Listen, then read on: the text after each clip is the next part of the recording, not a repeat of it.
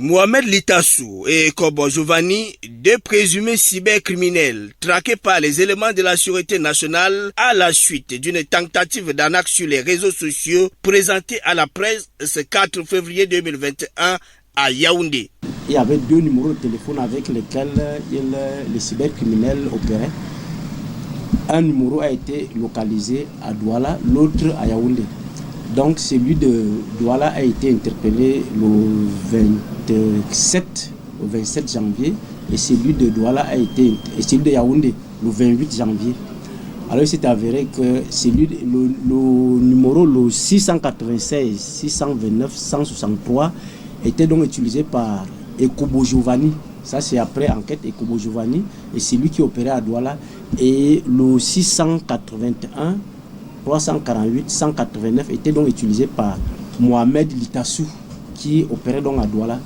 Mais les deux se connaissaient, donc ils se sont partagés les parts de marché. Bon, moi j'opère à Douala et toi à Yaoundé, mais les deux se connaissaient. Donc ils ont tous été interpellés et ils sont d'ailleurs passés aux aveux. Lorsqu'on a pris les deux téléphones, on a retrouvé effectivement les pages web de touristique dans le téléphone des deux. Et la facture pro forma incriminée était dans le téléphone de Ekobo. Donc, pour nous, l'enquête était bouclée. Il était question de les déférer au parquet. Donc, ils seront déférés au parquet demain matin. Tout part d'une plainte du directeur général de Touristique Express SA contre inconnu. Nos passagers ont fait l'objet d'une tentative d'escroquerie en bande organisée via les pages Facebook frauduleusement constituées à cet effet. En fait, ces individus qui se faisaient passer pour des agents de Touristique Express ont créé ces pages et faisaient la publicité pour notre société.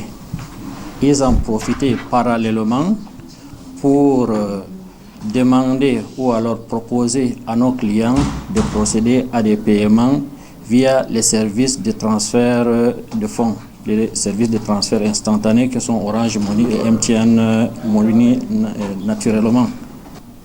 Et je voudrais également adresser un vibrant hommage à Monsieur le délégué général à la Sûreté nationale qui m'a personnellement reçu à ce sujet et dont les services ont pris en charge le dossier avec le plus de sérieux et de professionnalisme possible. Actuellement, les infortunés méditent sur leur sort avant d'être présentés devant le procureur. Face à cette situation, les autorités invitent les populations à plus de prudence.